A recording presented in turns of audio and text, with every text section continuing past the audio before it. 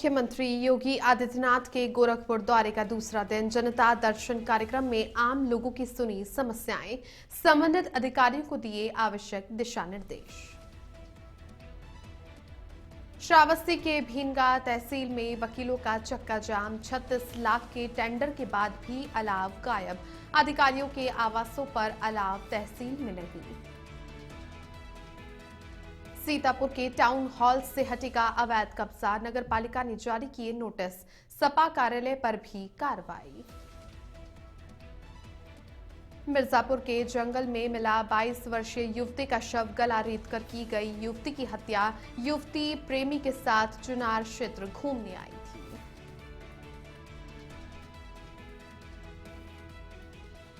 नमस्कार, वंदे Bharatam, India ahead देख रहे हैं आप और आपके साथ हूं मैं छवि फागना। चलिए बुलेटिन की शुरुआत करते हैं।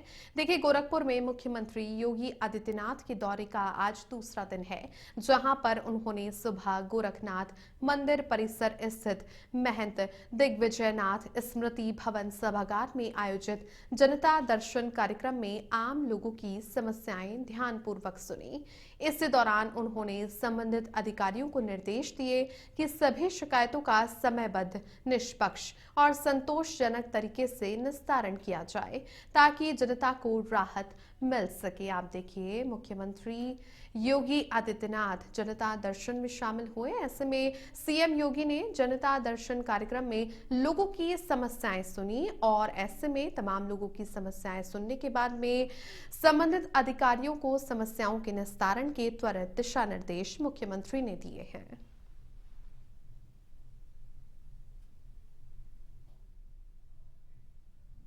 श्रावस्ती जिले के भीनगा तहसील परिसर में ठंड से बचाव के लिए अलाव की व्यवस्था न होने पर वकीलों ने विरोध प्रदर्शन करते हुए चक्का जाम किया। वकीलों का आरोप है कि अलाव जलाने के लिए 36 लाख रुपए का सरकारी टेंडर जारी होने के बावजूद तहसील परिसर सहित सार्वजनिक स्थलों पर कहीं भी अलाव नहीं जलाया गया, जबकि अधिकारियों के आवासों पर अलाव की व्यवस्था मौजूद है। इससे नाराज वकीलों ने सड़क जाम कर जिला प्रशासन के खिलाफ नारेबाजी की, जिससे यातायात प्रभावित हुआ और अफरा तफरी की स्थिति बन गई। सूचना मिलने पर जिला प्रशासन के वरिष्ठ अधिकारी मौके पर पहुंचे और स्थिति को संभालने का प्रयास किया। वकीलों ने चेतावनी दी है कि यदि जल्द मांगे पूरी नहीं की गई तो वे अनिश्चितकालीन धरना और हड़ताल शुरू करेंगे। इस शीतलहरी में हमारे जो तराई क्षेत्र इतना गरीब इलाका है और यहाँ की जनता प्रतिदिन कचहरी आती है। कल्याणकारी सरकार है, कल्याणकारी योजनाओं के तहत और शासन प्रशासन की जिम्मेदारी है कि अलाव की समुचित व्यवस्था हो। लगभग 1000 से 1500 अधिकारी आते हैं, 500 अधिवक्ता हैं। यहाँ पर 2 हफ्ते से इतनी ठंड के बावजूद अलाव नहीं जलाया गया, ना तहसील में जलाया गया। एक दिन थोड़ी सी लकड़ियाँ भी आई, वो भी गीली लकड़ियाँ थी। इस वजह से जो हमारे वो अधिकारी ठुठुरते हैं और उनको काफी परेशानी। अब खबर सीतापुर से है, जहां नगर पालिका परिषद के द्वारा जारी नोटिसों से क्षेत्र में हड़कंप मच गया है। पालिका अधिनियम 1916 की धारा 60 के तहत नगर पालिका ने पालिका भूमि पर बने हुए टाउन हॉल में वर्षों से चले आ रहे अवैध कब्जों को लेकर संबंधित लोगों को नोटिस जारी किए हैं। बताया ये भी गया कि टाउन हॉल पर करीब 20 वर्षों से अवैध कब्जा था। वहीं इसी परिसर में समाजवादी पार्टी के द्वारा कार्यालय बनाकर भी कब्जा किया गया था। इस कार्रवाई से सपा खेमे में भी खलबली मची हुई है। नगर पालिका ने नोटिस के माध्यम से अतिक्रमण हटाने के लिए 15 दिन का समय दिया है और चेतावनी भी दी है कि समय सीमा पूरी होने के बाद नियमानुसार सख्त कार्रवाई की जाएगी। इस संबंध में अधिशासी अधिकारी वैभव त्रिपाठी ने कहा कि पालिका भूमि को अतिक्रमण मुक्त कराना प्रशासन की प्राथमिकता है और कानून से ऊपर कोई नहीं है।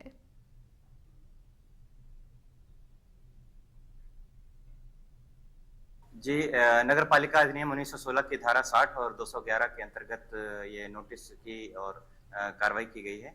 इसमें मैं बताना चाहूँगा कि टाउन हॉल में जो समाजवादी पार्टी कार्यालय है और साथ में जो अन्य वहाँ पे हैं उनके संबंध में कार्रवाई है।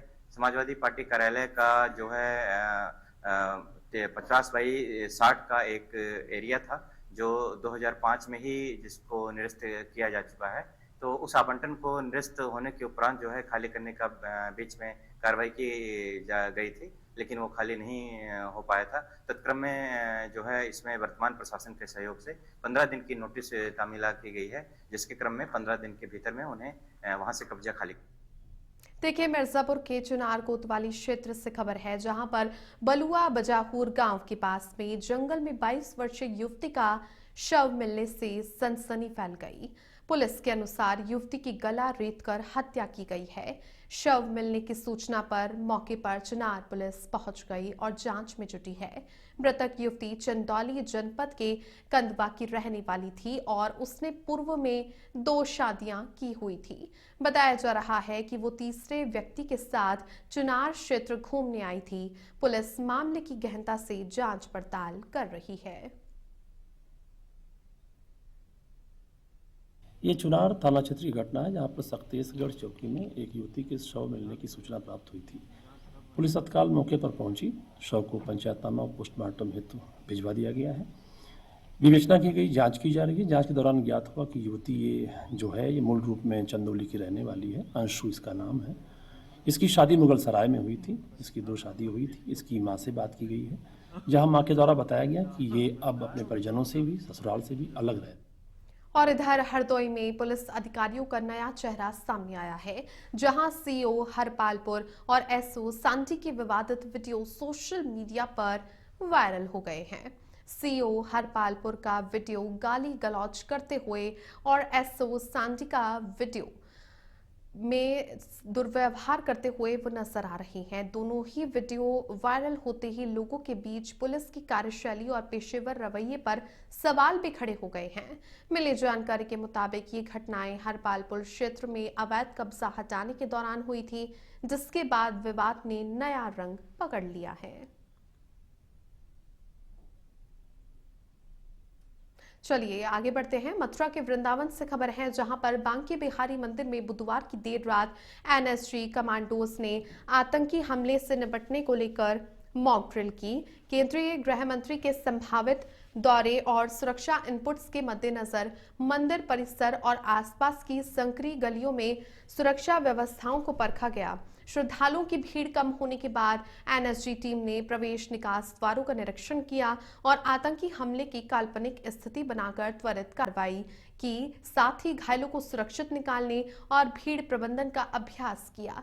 मॉक ड्रिल में 4 लोगों के घायल होने का दृश्य दिखाया गया, जिसमें 3 को स्ट्रेचर से एम्बुलेंस तक पहुंचाया गया और 1 का मौके पर उपचार किया गया। इसी दौरान स्थानीय पुलिस और दमकल विभाग भी मुस्तैद रहे। देर रात तक चली कार्रवाई के चलते मंदिर क्षेत्र को छावनी में तब्दील कर दिया गया।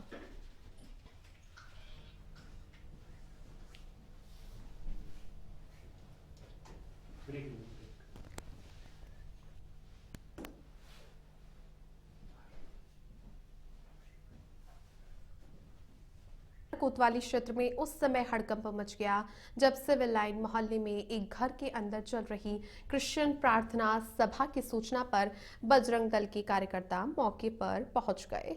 कार्यकर्ताओं ने आरोप लगाया कि गणेश मंडपम के पास स्थित घर में बंद कमरे के अंदर बिना अनुमति बड़ी संख्या में लोगों को एकत्र कर प्रार्थना कराई जा रही थी और भोले भाले लोगों को बहला फुसलाकर धर्मांतरण की साजिश हो सकती है। बजरंग दल का कहना है कि मौके पर 25 से 30 महिलाएं मौजूद थी। एक व्यक्ति ने खुद को विदेश में रहने वाला बताया, जिससे संदेह और गहरा गया। सूचना पर पहुंची पुलिस ने स्थिति को नियंत्रित किया, घर में मौजूद लोगों से पूछताछ की और जांच शुरू कर दी। पुलिस का कहना है कि धारा 144 के उल्लंघन समेत सभी पहलुओं की जांच की जा रही है। साथ ही जांच के बाद ही आगे की कार्रवाई तय की जाएगी। अभी शाम को सूचना मिली कि यहाँ पर गणेश मंडपम सिविल लाइन में जो है एक घर में जो है प्रार्थना सभा का आयोजन किया गया। तो मौके पर हम लोग जब पहुंचे तो एक बंद कमरे में कम से कम 25 से 30 महिलाएं और एक पुरुष जो संदिग्ध था बैठ करके प्रार्थना सभा कर रहे थे। तो पूछताछ में उस पुरुष ने बताया कि हम विदेश में रहते हैं और हमारा भारत से कोई लेना देना नहीं है। तो उनसे पूछा गया जब लेना देना नहीं तो भारत में आप यहाँ कर क्या रहे हैं, इस तरीके की गतिविधियां क्यों चला रहे हैं। तो उन्होंने बताया कि आप हमें जानते नहीं, हम एक प्रतिनिधि के साले हैं और ये बता करके तो उसे प्रशासन को फोन किया गया। मुरादाबाद में नगर निगम ने अवैध कब्जाधारियों के खिलाफ बड़ी कार्रवाई करते हुए बीते 18 महीनों में करीब 75,000 वर्ग मीटर सरकारी जमीन को कब्जा मुक्त कराया है, जिसकी बाजार में कीमत लगभग 1,250 करोड़ रुपए बताई जा रही है। नगर निगम के बुलडोजर एक्शन से अवैध कब्जाधारियों में हड़कंप मचा हुआ है। इस अभियान को नगर निगम ने ऑपरेशन रिक्लेम नाम दिया है, जिसके तहत सरकारी संपत्तियों पर किए गए अतिक्रमण हटाए जा रहे हैं। नगर निगम का कहना है कि कब्जा मुक्त कराई गई जमीन पर नए सरकारी और नगर निगम के प्रोजेक्ट शुरू किए जा रहे हैं। अधिकारियों ने साफ कहा है कि अतिक्रमण किसी भी हाल में बर्दाश्त नहीं किया जाएगा। वहीं कई हजार करोड़ रुपए की संपत्तियों से जुड़े हुए मामले फिलहाल न्यायालय में विचाराधीन है और नगर निगम पूरी मजबूती से पैरवी कर रहा है। ऐसी सभी संपत्तियां जिन पर किसी के द्वारा अवैध कब्जा था या कुछ इस तरीके से अतिक्रमण किया गया था, उसे ऑपरेशन रिक्लेम का नाम देकर कब्जा मुक्त कराया गया है। कुल 75,000 वर्ग मीटर से ज्यादा की जमीन हमने कब्जा मुक्त कराई है, जिसकी कुल मार्केट वैल्यू लगभग 1,250 करोड़ रुपए है। हमें खुशी है ये बताते हुए कि उन सभी संपत्तियों पर, उन सभी जमीनों पर कुछ नए नए प्रोजेक्ट भी हम लॉन्च कर रहे हैं, जो कि सरकारी जो प्रोजेक्ट हैं उनको भी बनाया जा रहा है। कुछ नगर निगम अपनी अवस्थापना सुविधाएं इधर मुरादाबाद में शहर के विकास मॉडल ने सुर्खियां बटोरी हैं। विधान परिषद समिति के सदस्यों ने पिछले 18 महीनों में हुए विकास कार्यों के प्रस्तुतिकरण की जमकर सराहना की। समिति ने वार मेमोरियल सहित विभिन्न स्थलों का निरीक्षण किया, जिसके बाद नगर आयुक्त दिव्यांशु पटेल को सम्मानित किया गया। सदस्यों ने कहा कि नगर आयुक्त के प्रयासों से मुरादाबाद की तस्वीर पूरी तरह बदल गई है और शहर विकास की नई दिशा में आगे बढ़ा है। हापुड़ से खबर है, जहां टीपी नगर में पुलिस और गैंगस्टर के बीच मुठभेड़ हुई। पुलिस चेकिंग के दौरान गैंगस्टर ने फायरिंग की, जिसके जवाब में पुलिस ने कार्रवाई करते हुए गैंगस्टर जितेंद्र को गोली लगी। गैंगस्टर के खिलाफ पहले से ही करीब 2 दर्जन मुकदमे दर्ज हैं। मौके से तमंचा, कारतूस, चोरी की बाइक और नकदी बरामद की गई। पुलिस मामले की जांच कर रही है। आज रात्रि करीब 11:30 बजे ट्रांसपोर्ट नगर चौकी इंचार्ज द्वारा अपराधियों के दृष्टिगत चेकिंग की जा रही थी। उक्त चेकिंग के दौरान एक संदिग्ध व्यक्ति को रोकने का प्रयास करने पर वो भागने लगा, जिसको पुलिस पार्टी द्वारा पकड़ने का प्रयास किया गया। पुलिस पार्टी पर उस व्यक्ति द्वारा फायर किया गया। आत्मरक्षार्थ की गई फायरिंग में अभियुक्त के पैर में गोली लगी है। उससे पूछताछ में अभियुक्त का नाम जितेंद्र उर्फ तिब्बल, जो कि वर्तमान में टियाला में रह रहा था, गढ़मुक्तेश्वर का रहने वाला है, जिस पर चोरी और अन्य लगभग 24 मुकदमे दर्ज। अब खबर बिजनौर के कोतवाली थाना क्षेत्र से है, जहां एक पति ने अपनी पत्नी को जहर देकर जान से मारने का प्रयास किया। मामला मोहल्ला खात्रियान स्थित कांशीराम कॉलोनी का है, जहां पर रहने वाली गुड़िया को बुधवार की रात गंभीर हालत में जिला अस्पताल में भर्ती करवाया गया। होश में आने पर गुड़िया ने बताया कि उसका पति शारिक एक अन्य महिला उन्जमा के साथ प्रेम प्रसंग में है और उससे शादी करना चाहता था।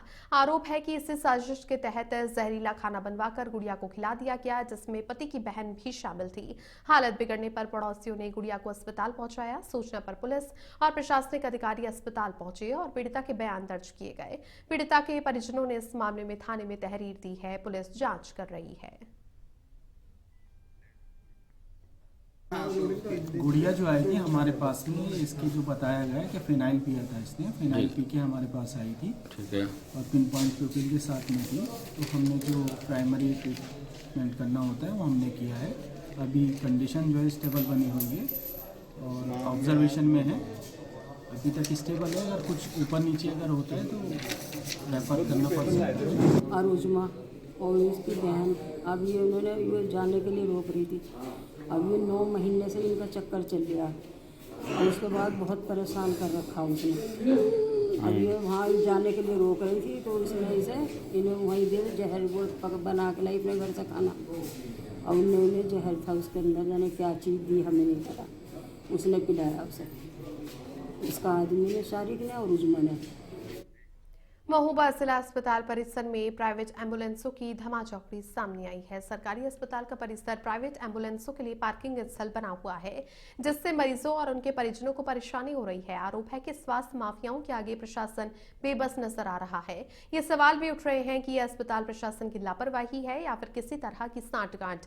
मामला जिला अस्पताल परिसर से जुड़ा हुआ है और इसे लेकर लोगों में नाराजगी बढ़ती जा रही है।